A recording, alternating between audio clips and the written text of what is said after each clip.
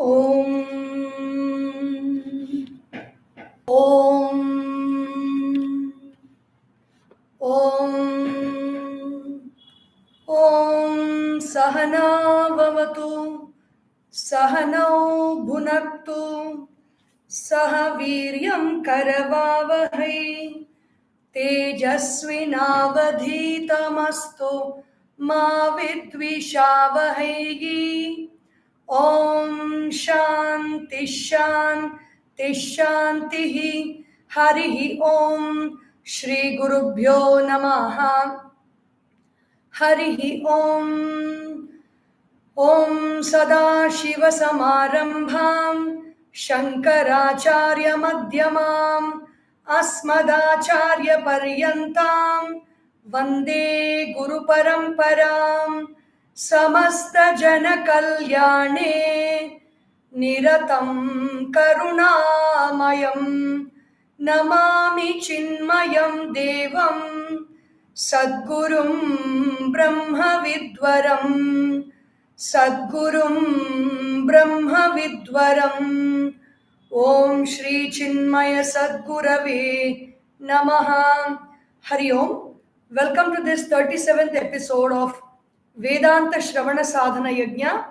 We are looking into this text called Vivekachoodamani from these verses 320 to 329 today. These verses are about after knowing the truth from the Guru and the Masters, and after working it out by trying to remove the ego, trying to work out the vasanas and purify our mind, what should that mumukshu do? What should the student, the seeker do to remain alert so that the whole thing does not fall back again into the normal ways of life, into this life of worldly pleasures and enjoyments? Very high levels of alertness is required, and the importance of that alertness is being described in these about 9 verses. Drishyam pratitam pravilapayan sanmatramananda ghanam vavayan samahitasan bahirantaram va kalam nayetha sati karma bandhe. Drishyam pratitam pravilapya. After this objects of the world, our emotions and thoughts that we see are dissolved. Pravilapya means we see the images, but no corresponding thoughts or feelings arise in us. That is the meaning of this word pravilapya, meaning nothing triggers us, nothing excites us, nothing creates desires in us, nothing creates passion in us. So we are just expressing as normal living beings, as loving beings who are in tune with the truth. That is the meaning of Drishyam, is expressed as what the Drishyam contains. Drishyam is basically the thoughts and experiences we have in our own mind, we experience within, is Drishyam. But basically also the objects of the world outside, the objects of seeing, hearing, tasting, smelling and touching. And what is the purpose of this Drishyam in our life? The Yoga Shastra says, what is it? It is composed of Sattva-guna, Rajoguna and Tamoguna, and it is composed of 5 elements and the 5 sense organs of seeing, hearing, tasting, smelling and touching. All these are Drishyam, which means which can be seen, objects of our perception. And what is the purpose of this Drishyam? What is the purpose of a mirror? A mirror in front of us is meant to reflect our image so that we can check our image by seeing the mirror. In the same way, these objects are meant to reflect our state of mind, the nature of our thoughts, and the condition of our physical body. Everything is being reflected in the world outside through these means. And what does this Drishyam give us? The Drishyam gives us bhoga, which means experience. Basically, bhoga means joy, but it can be even sorrow. it degrades into experience of sorrow. If we are not giving in the right inputs into the world, the output will come as sorrow. Bhoga, and then what does the drishyam give? If we are done with all the bhoga, if we feel that we have experienced everything in this world, been there, done that, if we have come to such a state, then this drishyam gives us apavarga. Apavarga means it removes itself, and then we realize the true self. Drishyam pratitam pravilapya. So if I have dissolved the drishyam, if I have realized that there's nothing more to see, hear, taste, smell, and touch that I have not done before, pravilapya, pravilapayan san, in that case, sanmatram ananda ghanam vibhavayan. After I dissolve the drishya, what should I do? Life is still there. I am experiencing things in this world. I am living in this world. After I have come to that stage when the drishya is no more for me, I should be meditating on the self, on the true nature of the self. Sanmatram, that which is sat, that which is reality within, I contemplate and meditate on that. Samahitaha san bahirantaram va. Samahitaha. So I continue to exist in this world when I am not doing anything else except contemplating on the Supreme Self. When I do have the opportunity or the need to engage in the world, I should do it in a very controlled manner. Controlled is not the word. Very organized and self, again that word control is coming. It is not control, it is managing all the sense organs so completely that nothing gets me excited in this world. Nothing gets me excited or angry or ferocious or feeling miserable or sorrowful. The emotions don't drop to that level. San bahir antaramva, outside as well as within. Outside means in the world outside, when I speak and do actions, it is very toned down. All my expressions are toned down. And inside me, when thoughts come up, I do not give up my awareness of the self and get absorbed in those thoughts and feelings. Kalam nayetaha sati karma bandhe.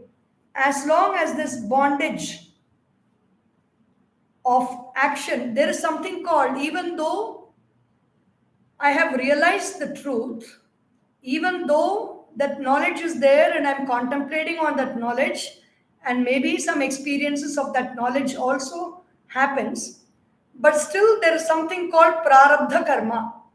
When I switch off the fan is running at speed 5.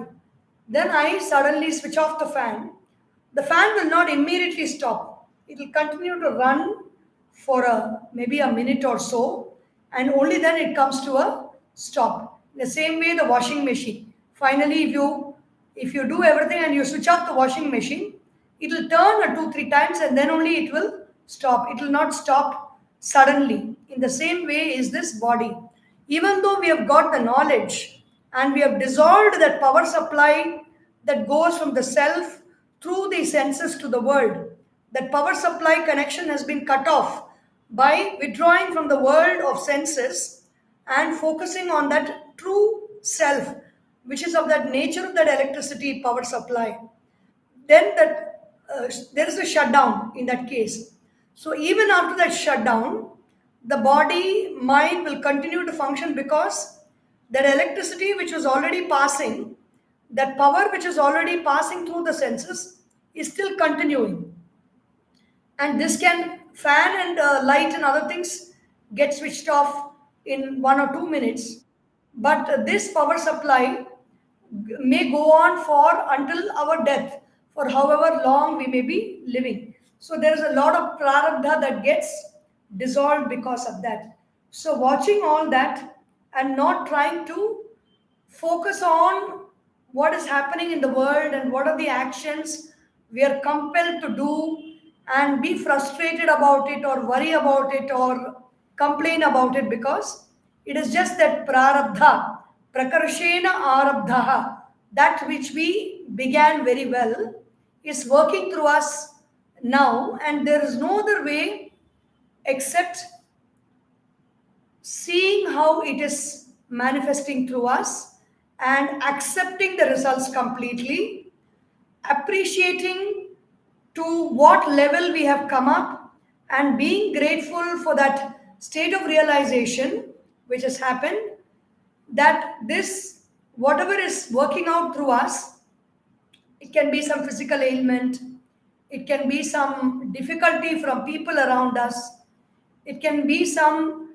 calamity from nature, or it can be a sort of disturbance of mind caused by other people's words and actions.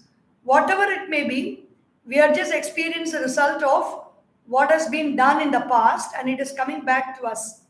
So, accepting it, appreciating it, being grateful for it, letting it go, not allowing that to stay in us by thinking about it and talking about those people, complaining about those people, and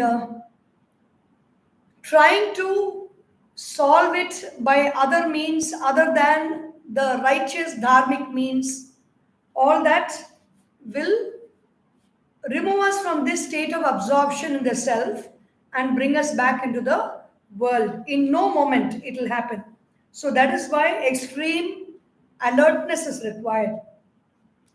Pramado brahmanishthayam na kartavyah kadachana pramado mrityurityaham bhagavan brahmanas sutah. Pramado brahmanishthayam na kartavyah.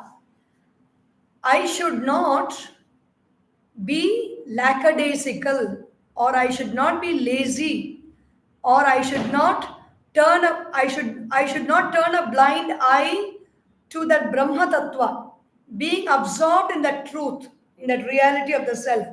Na kartavyaha kadachana, at any point of time, wherever I may be throughout the waking state. Either it can be through meditation, or it can be through worship, it can be through prayer, it can be through selfless action. Our timetable for the day is very well set. If we are studying Vedanta, and if we have come so far into Vivekachoodamani as to listen to this 321st verse, we must be very clear that there is no kind of relaxation that can be given at any point of time for this pursuit of reality, pursuit of truth, in the form of meditation, in the form of studying the scriptures, in the form of contemplation, in the form of listening, or in the form of purification of our mind through selfless actions and devotion. Pramadaha na kartavyaha. In the Yoga Shastras, pramada is one main obstacle of yoga. What is yoga? Yoga is attunement with the self is yoga. Attunement of the thought and the feeling that I am that self is yoga. And an obstacle that comes in the path that can take my mind away into the world outside, back into the rut of samsara, is pramada. That obstacle can be removed by ekatattva abhyasaha, by meditating on that one tattva of this sound that takes us to that self. And what is that sound? Om.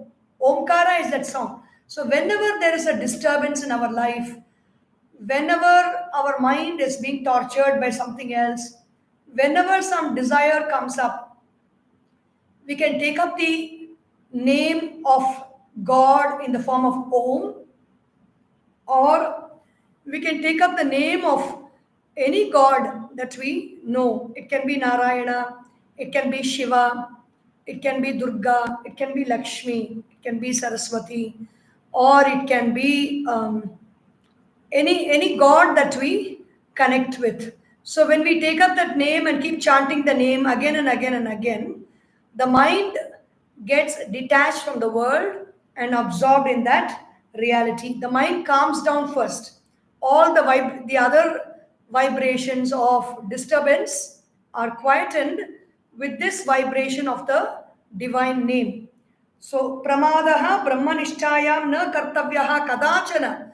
At any point of time, never be relaxed about our contemplation on the Brahman. Pramado mrityuhu ityaha. Bhagavan Brahmana Sutaha. Brahmaji's son is Sanat Kumara Rishi. In that Sanat Sujatiya, in the Mahabharata, his discourse to Dhritarashtra, our Sanat Kumara Rishi, he says, in the Udyoga Parva of the Mahabharata, these words come, Pramadaha Vai Mrityuhu Aham Pravimi. I declare that Pramada is only death. What is death? Lack of life is death. What is the indicator of presence of life? Action is the indicator of presence of life. And what is the action that is desired here? The action of contemplating on the Brahman. So if that action is not there, it is equal to death.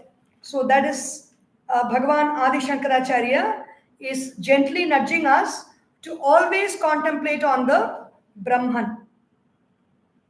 Here in the previous verse, Pujya Gurudev, in his commentary on the Vivekachoodamani, he says very beautifully, very lovingly actually, in case an individual, even after years of sadhana, considers this pluralistic phenomenal world as true, he is still a seeker and not a perfected one. Seeker is a sadhaka and not a siddha. So when we suppose at one time we get to experience a state of nirvikalpa samadhi, where there are no thoughts and the mind is completely absorbed in that truth, in the divine, we may think that we have attained. But still, all the other vasanas are waiting to come out, waiting to remove us from this state very fast.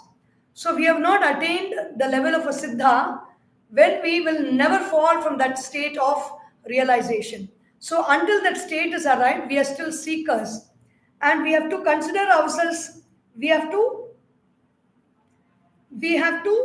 at that time when we are seekers, what should we do? He must go through it all, constantly remembering the Lord, always having the name of Bhagavan, having the contemplating on the name and the form of that reality or the truth that we know we worship as our God is very important.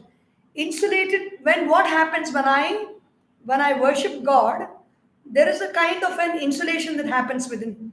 There's a kind of a comforting presence that is there, which will prevent me from falling anymore. Insulated with loving contemplation of Him and His glory, let him go through life, this person, meeting bravely and efficiently all the problems that stand crowding around him. They are all expressions of his residual prarabdha.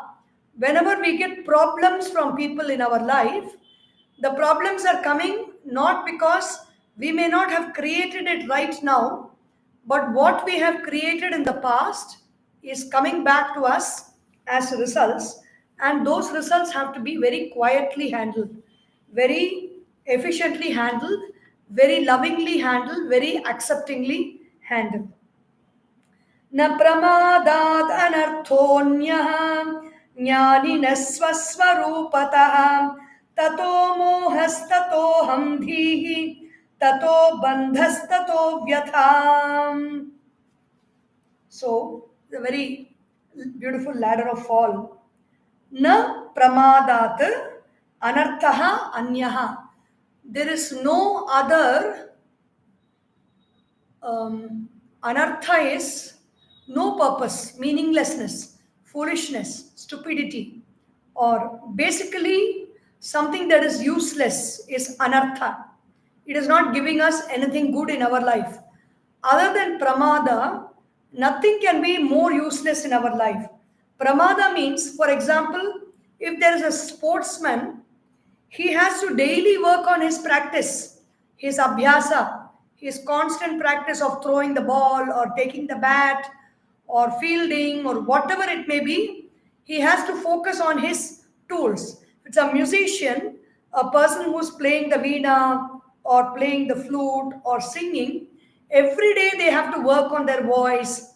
They have to work on the fingering on the veena, the playing of the veena, or on the playing the flute, and learning the nuances of music, studying musical theory, going deep into that subject of Sangeeta, which has to be done on a day to day basis. In the same way, a person who is working towards liberation, wants to know the reality, the truth about the self, has to meditate, has to contemplate, has to listen, has to study on a daily basis. And when he is living his life, he has to live in that awareness all the time. So, other than this, if we slip from this purposeful lifestyle of contemplation and meditation, there is no other greater downfall for us in life. For a jnaninaha, for the one who has for the one who has listened to the truth and also come to an extent where he is realizing the truth. Swasvarupataha, for the jnani, for the one who knows the truth, to fall from his own true self. Tataha, what happens when there is a lapse in my contemplation, in my practice, and in my sadhana?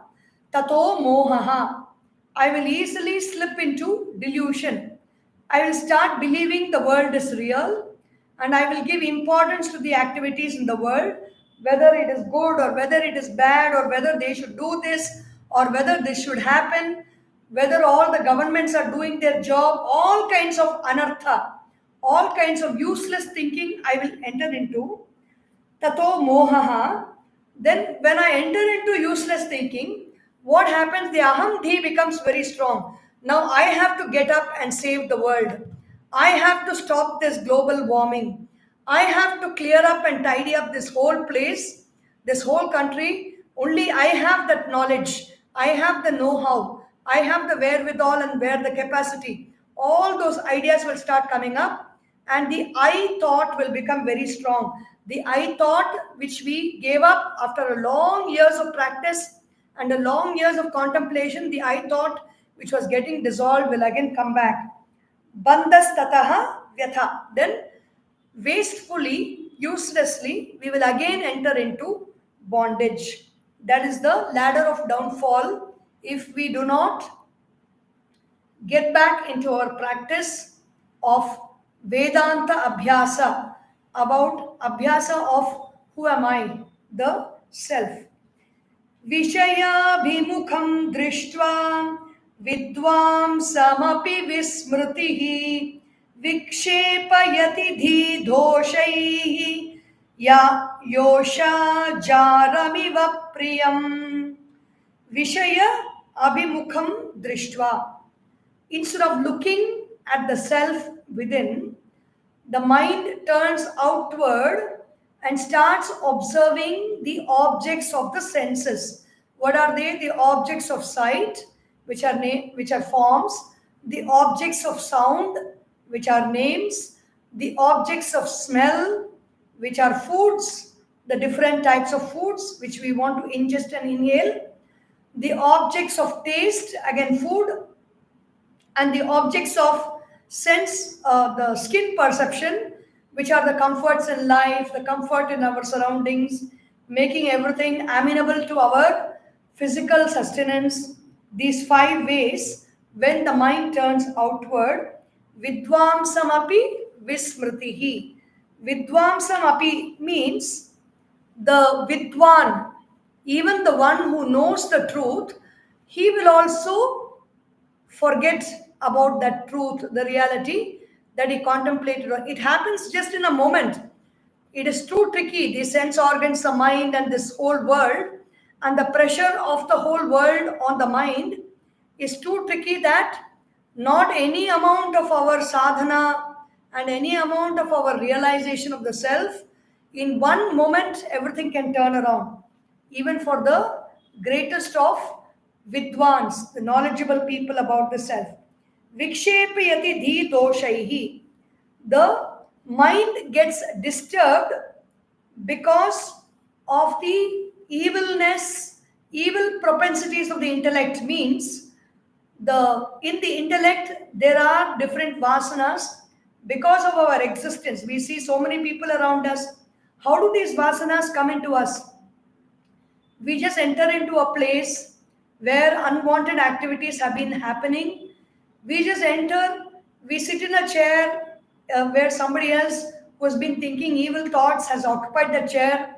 We just went and sat there. Those evil thoughts have got into us through our skin and through the mind. And when we see somebody who is committing evil, who is thinking evil thoughts, the very fact of seeing that person, if we are not aware, those thoughts come into us. They come, the blueprint of those thoughts come into us. If we eat food, there's so much of corruption, there is so much of pollution everywhere, there is so much of mismanagement all around. This world is full of all kinds of atrocities. And the longer we engage with the world, the more we get all those qualities into us. It may be murderous qualities, it can be gossiping qualities, it can be disastrous thinking, it can be grief, it can be sorrow, it can be suffering.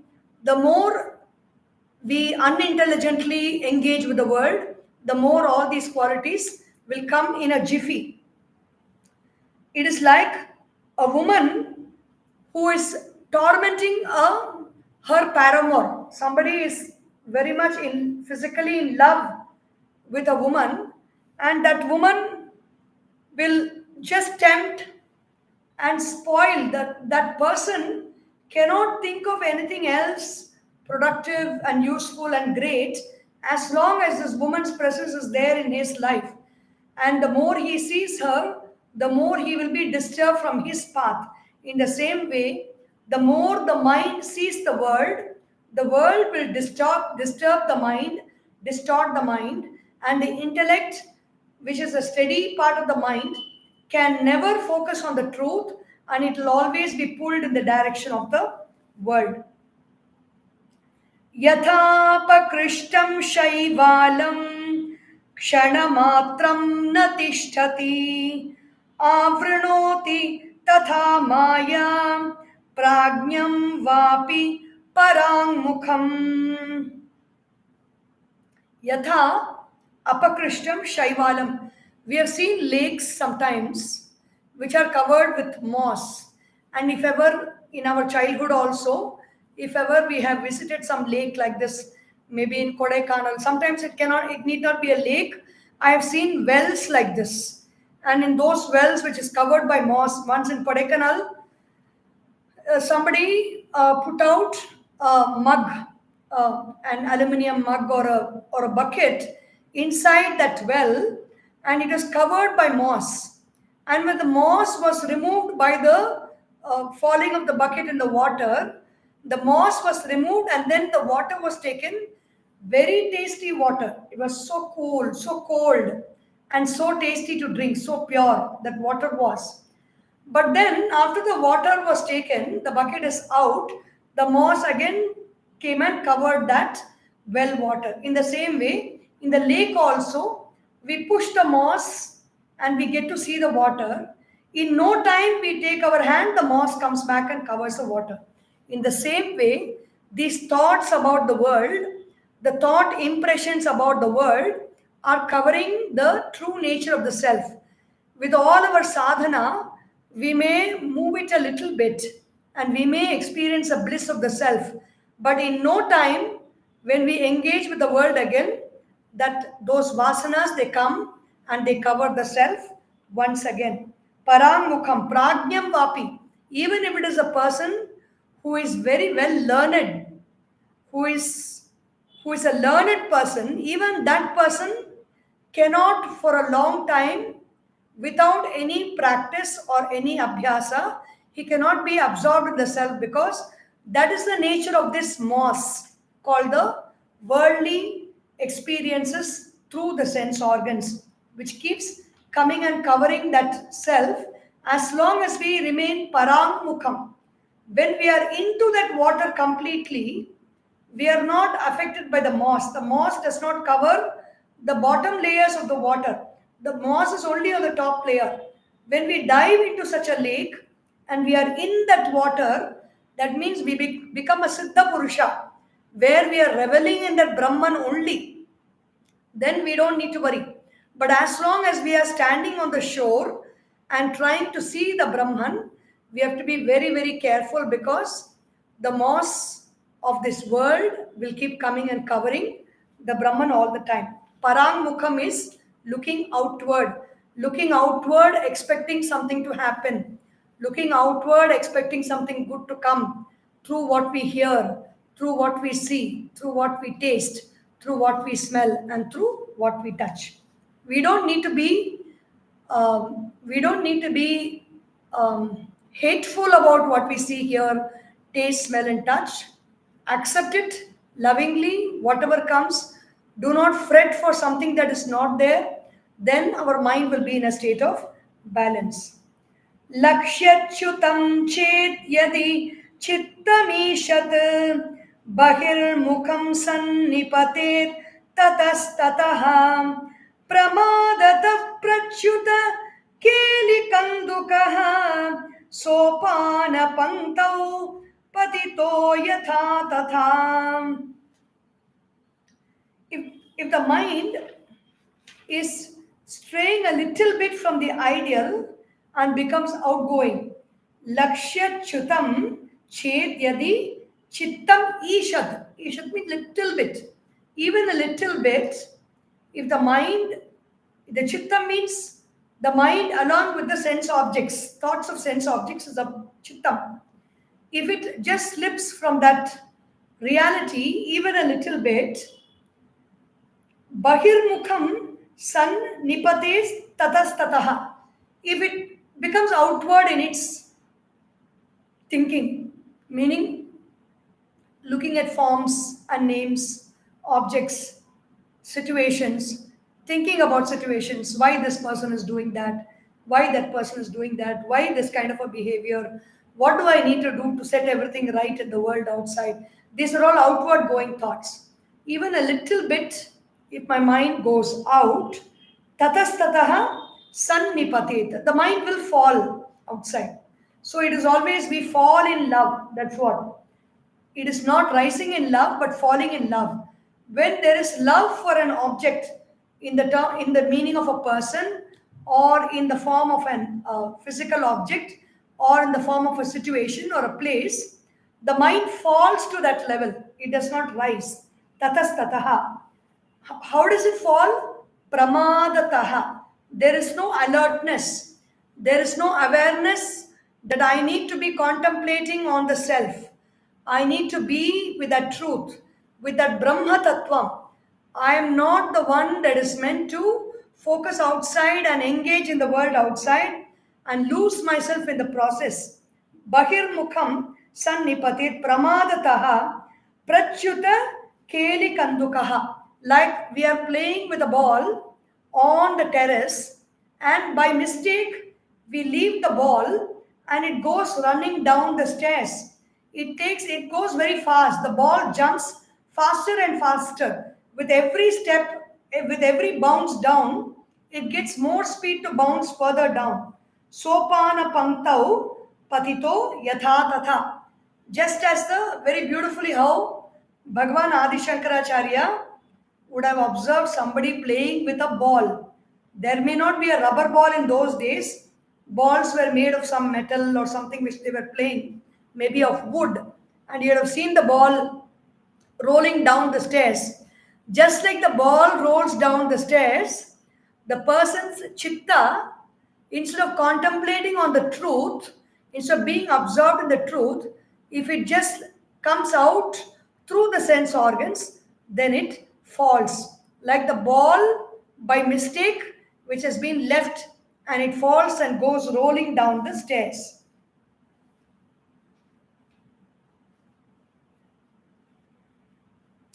This is even not deliberate.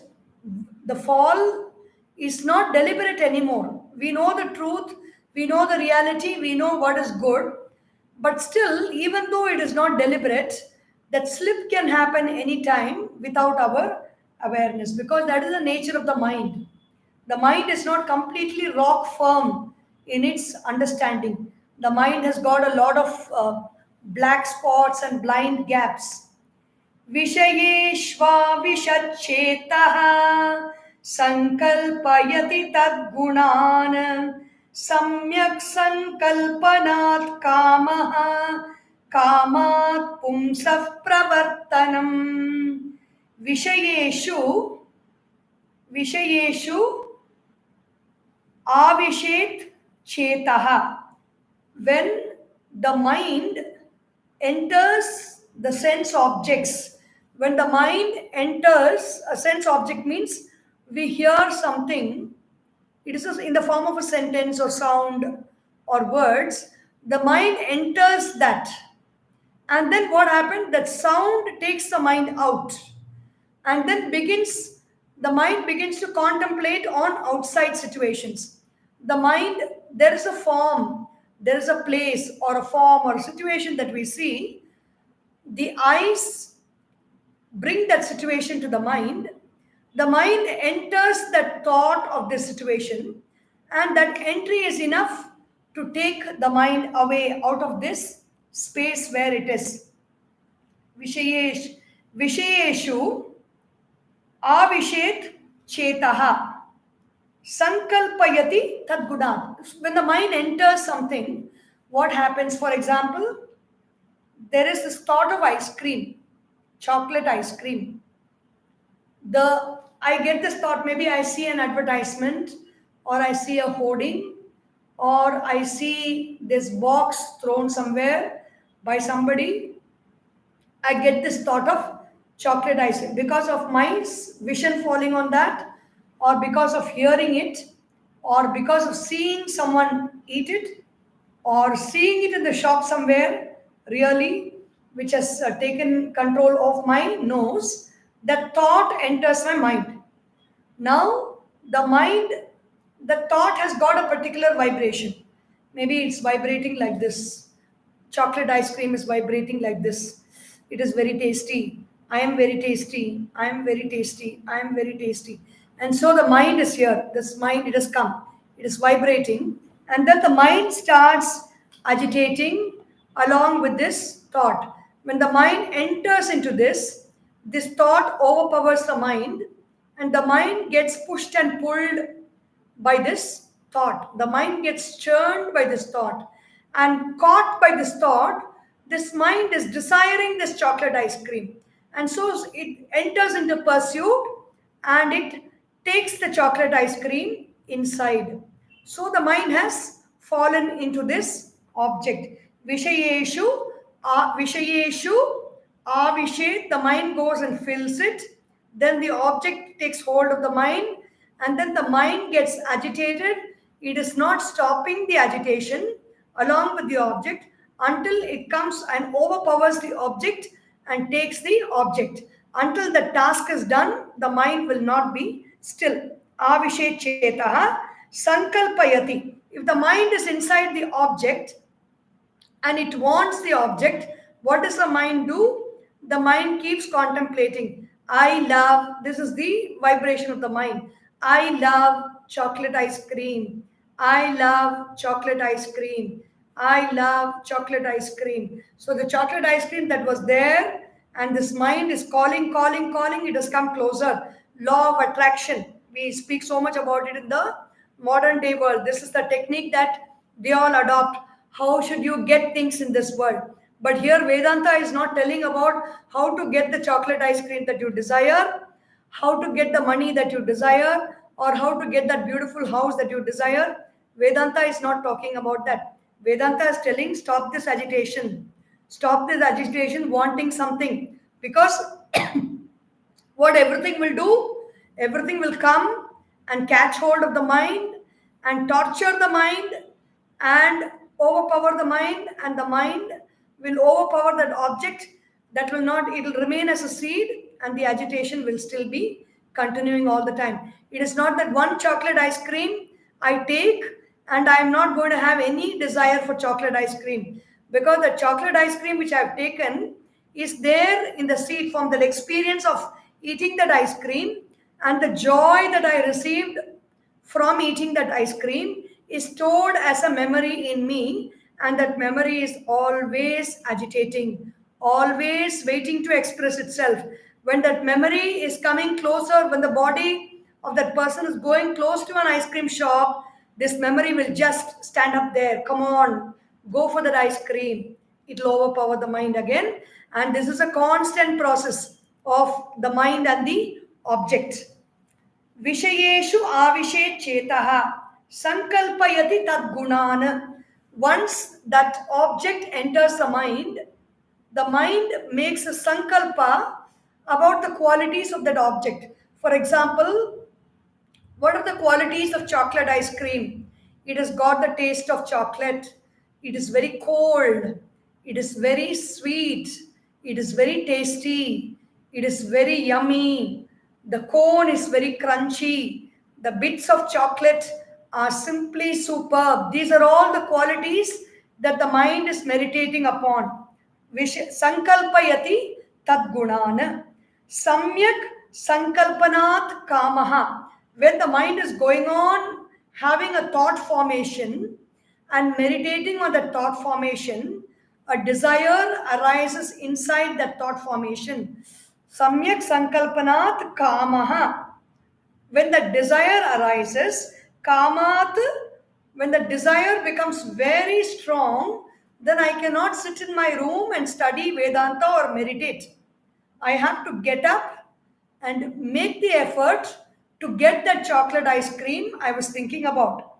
Kamat pumsaha pravartanam. That person will engage in action. So this is the logic of how we get things in our life, the process. It can be applied for worldly reasons, but we are studying all this not to apply for worldly reasons and get things done, manifested in our life. We are studying so that we may give up this desire for wanting objects, give up this sankalpa of asankalpat jayet kamaha, says the Bhagavatam. If I want to conquer desire, I should just give up the sankalpa. There is a sankalpa in me that wants ice cream, that loves ice cream, that wants to taste that ice cream. Okay, I just observe the thought. I may appreciate that thought. I may be grateful for that thought because it is born out of past experience of wanting, has come in the form of a thought. So I appreciate it. I accept it completely. Yes, it is there. I don't deny the thought. By denying the thought, I create tension. So I accept the thought, approve of the thought. Very good. You have come here. Now that I have identified you, I know what to do with you. Identify the thought as desire and then appreciate the desire for what it is. When we appreciate something, our reality collapses. That little reality that we have, it collapses. Even in this very interesting book by Marie Kondo, The Magical Art of Tidying, she says, very interesting thing is, in the desk, when you want to clean your desk, there'll be some useless things from the past, which we will find it so boring to remove and clear it. It can be broken pieces of chalk, or it can be old pens and what are the refills that don't have ink, broken pens and refills. It can be some nails, it can be some old batteries, it can be all kinds of miscellaneous useless things. We wouldn't even want to touch it. So what she says, how to overcome this stupor of cleaning such a desk, put it all on the floor or someplace, maybe in a sheet of paper, empty everything, empty the whole desk, wipe the desk clean and keep it aside, and keep all these objects there.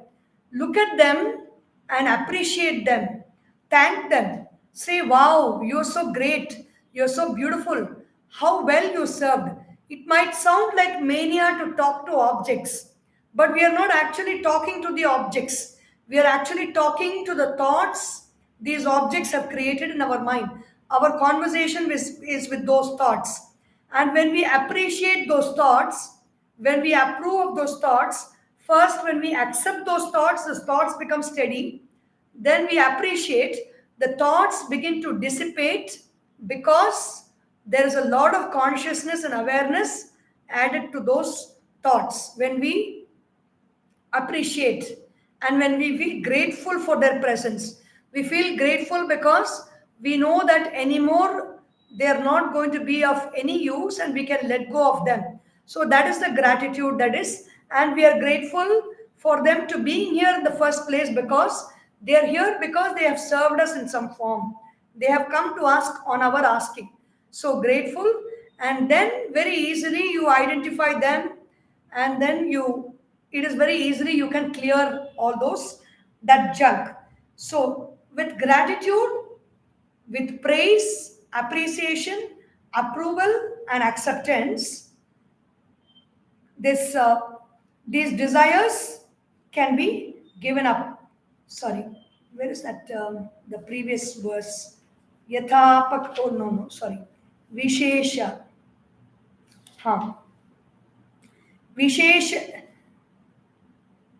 लक्ष्यच्युतम सोपान विशेष्य आविषेचेतः संकल्पयति तद्गुणान् सम्यक् संकल्पनात् कामः कामात् पुंसः प्रवर्तनम. Because of desire, I move into action. When I start moving into action, what happens? Tatasvarupa vibramsho vibhrashtastastu vibhrashtastu patatyadhah patitasya vinanasham punarnarohaikshate sankalpam varjayet tasmat sarvanarthasya karanam apathyanihi vastuni vyadhigrasto yathotsrujet. So give up sankalpa. I stepped the gun a little bit to describe the manner in which we can give up the sankalpa. It is important to give up the sankalpa because as long as that sankalpa means samyak kalpaha, proper imagination about an object or a proper thought, a thought that is very powerful, that can procure the object, situation or person in my life is called a sankalpa. As long as that sankalpa is there, the danger of that object coming and then disturbing me is very much there. If I don't want to get disturbed by anything, I have to give up the sankalpa. Tataha swarupa vibramshaha. When I have a sankalpa and I engage in action in the world outside, I will forget my true self. I think I've mentioned this. When we engage in action, we cannot think about something else other than the action. I was walking around, I went to the Kailash Parikrama in 2009 and I was alone. The whole group went by Goda. After the Dirapuk camp, the Darchen, from Darchen to Dirapuk, and from Dirapuk around the Dolmala Pass, around Kailash, the whole group was going by Goda and I was the one person who was going walking. And as I was walking, I was struggling with the action of walking. It was a cold desert area, though it is a land area. It is not climbing on a mountain. It is walking on land, but it was a stony land. There was the Akash Ganga river flowing nearby. The river had a lot of snow, a lot of ice blocks also flowing. And I had to maneuver my way through this stony soil, dry, stony soil, and I was gasping for breath. And that Sherpa boy who was accompanying me is very kind, but he is still goading me to walk faster and faster. And if I walk fast, I'm not able to breathe well. And out of all this, I discovered that I am not able to see that dear Kailash that I wanted to see. I was not able to admire anything of the Kailash. Even though I was walking aside the mountain, it is a parikrama of the Kailash. It is right above me. I could not contemplate on the mountain at all. So when we are focusing on the action, we cannot focus on the self. Tatas swarupa vibramshaha. If I have sankalpa and I focus on action to make that thought happen, I forget about my true nature. Vibramshaha. Vibhrashtastu patati adhaha. If I fall, if I don't have myself in my vision, then I continue to fall further down into the world of matter. Patitasya vinanasham. If I fall completely in the world of matter, there is going to be death. And then punarna aroha ikshate. There is no possibility by which I will not rise up after that. Once I am dead, then I will take another birth. And in that birth, my past sadhana will not be immediately known to me. It will come only at a point of time until I have exhausted all my desires and all my vasanas. Which means the sadhana does not end with this birth if I, even after knowing the truth, if I am engaging in action to procure results from the world outside. So we have to be very alert on those lines. Sankalpam varjaye tasmat. So Bhagwan Adisankaracharya says, if I have to avoid this, then I have to remove sankalpas from my mind.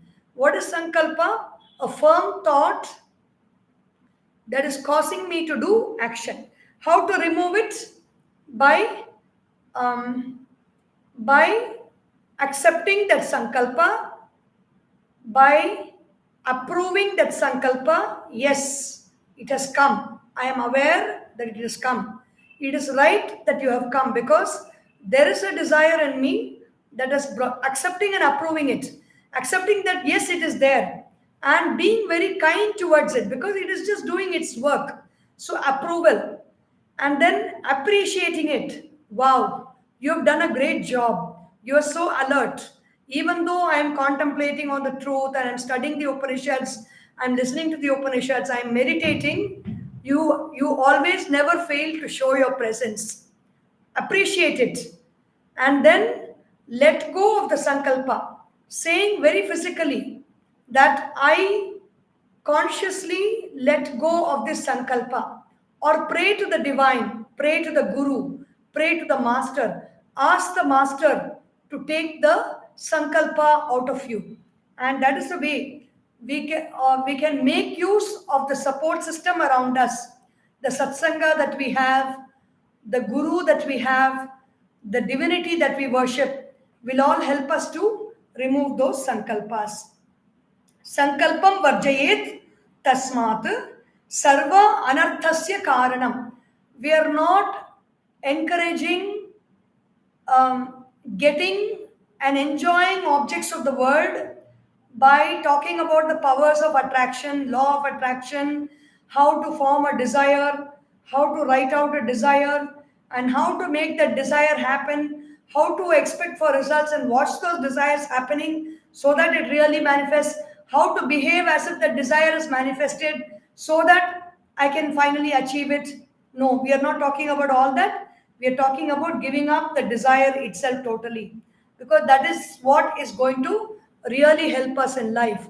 All making desires happen, making the desires manifest in our life is only encouraging us to fall again and again into this world of samsara and creating more vasanas. So that is not the purpose of Vedanta. Sarva anarthasya karanam, because every sankalpa leads us to ruin. It is a cause for anartha. Anartha means purposelessness. The purpose of life is to know the self, to know the truth. If something is taking me away from the truth, then it is purposeless. So I don't need to have sankalpas for something that takes me away from my purpose. Apathyani hi vastuni vyadhigrasto yatho utsrijet. Apathyani hi vastuni. Let me leave all those objects that take me away from the self, like a person who has got a disease and the doctor says avoid this, avoid this, avoid this. If the person wants to be cured from the disease, he will listen to the doctor and avoid all those taking all those things which the doctor has asked him not to take. In the same way, if I want to revel in the Brahman, if I want to revel in the truth, if I want to revel in that reality, if I want to revel in that supreme bliss, then whatever is that sense object or thought that takes me away from that, I have to avoid it. Heyam. I have to avoid those things. Atah pramadan parosti mrityuhu vivekino brahmavidas samadhau samahitas siddhim upaiti samyak samahitatma bhava savadhanaha. This is that last verse in the series of Pramada. Ataha pramadat na paraha asti mrityuhu. Other than pramada, other than the lackadaisical attitude towards my practice of jnana yoga, bhakti yoga, or karma yoga, other than the practice of all this, any other activity that I indulge in and engage in, give importance to or give value to, is pramada. And there is no greater death than pramada. Pramada will lead me to death, lead me to inaction. Lead me to inaction means will lead me to bhoga. It will lead me to experiencing something. When I am experiencing something, I will not be alert. I will not be cautious enough to know the goal of life and to strive towards the goal of life because I'm indulging in that experience. And so that is equal to death. Indulging in something. Pramadaha. Na parahasti mrityu. It is not different from death. Vivekinaha brahmavidaha samadhau samahitaha siddhim upaiti. Vivekina, the person who can distinguish between who am I and what is not I. What is that eternal thing that I have to pursue in life and what are all the things that I have to avoid. If that person lacks that, if that person has that discrimination, the distinguishing between what is real and what is unreal, such a Brahmavidaha, the one who knows the Brahman, samadhau samahitaha, he is established in samadhi. Samadhi means samyak adhiyate manaha iti samadhihi.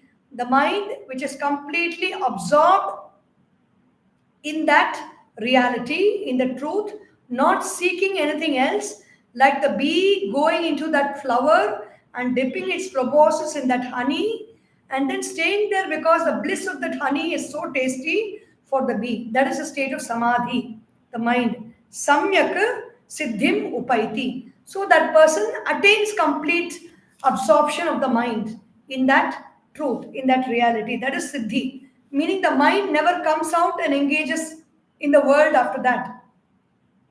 Even though they are moving around, even though they are communicating with others, they are living in that bliss all the time. They are living in that joy all the time because the mind is completely absorbed in the self. Samyak samahita atma bhava savadhanaha. All these practices, not to do anything in a hurry. There is no hurry and flurry. Haste makes waste. Savadhanaha, sa avadhanaha, with a lot of concentration, with a lot of contemplation. Samahita atma bhava. May you be a very restrained and self-controlling, self-managing individual. Samahita atma bhava. Be that way. How should we attain the state of samahita atma, of a well-controlled mind, of a well-balanced mind, a mind that is absorbed in the self within and not engaging or not excitedly functioning in the world without? Is savadhanaha, sa avadhanam, with great awareness, with great contemplation, with great caution, with great meditation. So avoid pramada, avoid laziness, avoid lack of alertness, and be very alert. Savadhan is that name for alertness. We will look into the 8 more verses tomorrow. In the one, no plurality. There is no plurality in that self, in that Brahman. Om Sarvesham Swastir Bhavatu, Sarvesham Shantir Bhavatu, Sarvesham Purnam Bhavatu, Sarvesham Mangalam Bhavatu, Sarve Bhavantu Sukhinah, Sarve Santu Niramayah, Sarve Bhadrani Pashyantu, Ma Kaschid Dukkha Bhag Bhavet.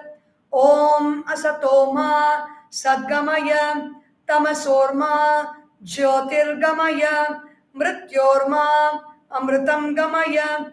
Om Purnamadav Purnamidam Purnat Purnamudachyate Purnasya Purnamadaya Purnameva Vashishyate. Om Shanti Shanti Shanti. Hari Om. Shri Gurubhyo Namaha. Hari Om. बोलिए श्री सद्गुरुनाथ महाराज की जय. हर नमः पार्वती पतये. हर हर महादेव. हरि ओम.